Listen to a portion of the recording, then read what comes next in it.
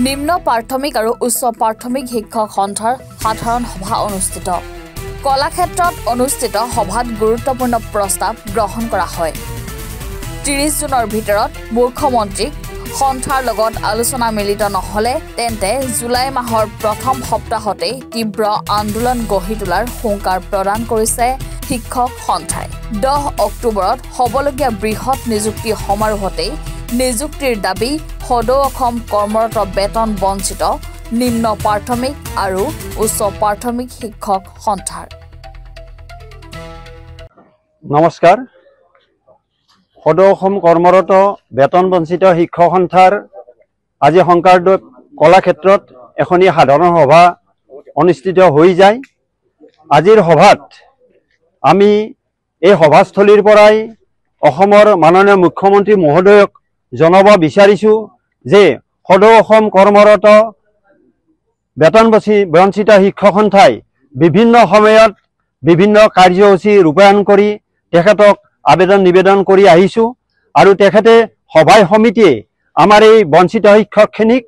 নিযুক্তি প্ৰদান কৰিম বুলি আশ্বাস দি আহিছে যদিও তেখেতে এতিয়ালৈকে ঘোষণা কৰা নাই অক্টোবৰত 10 তাৰিখে বৃহৎ নিযুক্তি প্ৰদান কৰিব বুলি আমি ইতিমধ্যে বিভিন্ন মিডিয়াৰ জৰিয়তে গম পাইছো আৰু সেই নিযুক্তি প্ৰক্ৰিয়াতে সদৌ অসম কৰ্মৰত বেতন বঞ্চিত এই শিক্ষকখিনিক 2021 চনতেই তেওঁ কথা দি থৈছিল যে যিখিনি শিক্ষক বিষয়ৰ ভুলৰ বাবে বাদ পৰি ৰৈ গ'ল সেইখিনি শিক্ষকক তেওঁ 45 দিন বা এমাহৰ ভিতৰতে নিযুক্তি দিম বুলি কথা দি থৈ গৈছিল তেখেত এজন অসমৰ সুদক্ষ দক্ষ মুখ্যমন্ত্ৰী তেখেতে কথা ৰাখিম বুলি বিভিন্ন সভাই সমিতি কৈ আহিছে গতিকে তেখেতক আমি আজিৰ এই সভাৰ জৰিয়তে অনুৰোধ জনাম যে তেখেতে আমাক দিয়া কথাটো ৰক্ষা কৰি আমাৰ এই বৃদ্ধ বয়সত আমাৰ এই শিক্ষকখিনিক এই 30 বছৰীয়া আন্দোলনৰ জবনিকা পেলাব বুলি আমি আশা ৰাখিছো আৰু তেখেতক এই জগতে আমি আমাৰ সভাৰ জৰিয়তে আমাৰ এই নিযুক্তিখিনি 30 অক্টোবৰৰ ভিতৰত দিব বুলি আশা ৰাখি নমস্কাৰ সদৌ অসম কৰ্মৰত শিক্ষক সন্থা সভাপতি মহোদয় আজি আমি এখন সভা ইয়াত অনুষ্ঠিত কৰিছিলো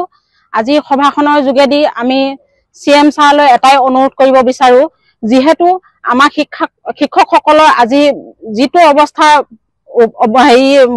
অৱস্থা হৈছে গৈ সেই কাৰণে আমি আজি ইমান দিনৰ পিছতো আমি যেহেতু চেষ্টা কৰি আছো আৰু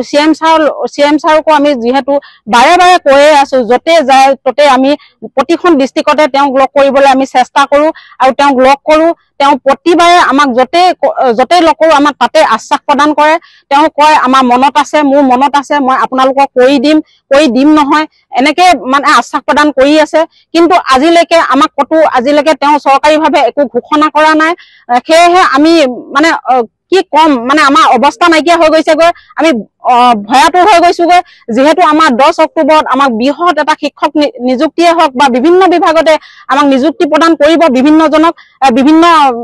ডিপাৰ্টমেণ্টক গতিকে আমি অনুৰোধ কৰিব বিচাৰো যে আমাৰ এই শিক্ষকখিনিকো যিখিনি আমাৰ বেতন বঞ্চিত শিক্ষক আমাৰ আজিলৈকে একো হোৱা নাই বা ঘোষণা কৰা নাই সেইখিনি শিক্ষকক আমাক যাতে অনতিপলমে কিবা এটা ব্যৱস্থা কৰি মানৱীয়তা দৃষ্টিভংগীৰে চাই আমাক যেনে তেওঁ উপকাৰ কৰে ভাতমুঠি খাবলৈ আমাক যেন দিয়ে সেয়ে মই CM ছাৰক এটা অনুৰোধ জনাইছো হাতজোৰ কৰিছো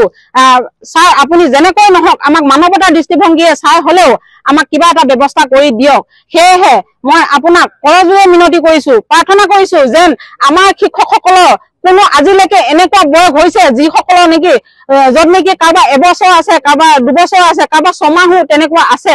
সেইসকলৰ শিক্ষকৰ মুখলৈ চাই আপুনি যেন অতি সোনকালে আমাক এটা ঘোষণা কৰি আমাক যেন শান্তি লভিবলৈ দিয়ক সেয়েহে আপোনাক অনুৰোধ কৰিছো ছাৰ আপোনাক হাতজোৰ কৰিছো আপুনি যেনেকৈ নহওক আমাক মুক্তি দিয়ক নহলে আমি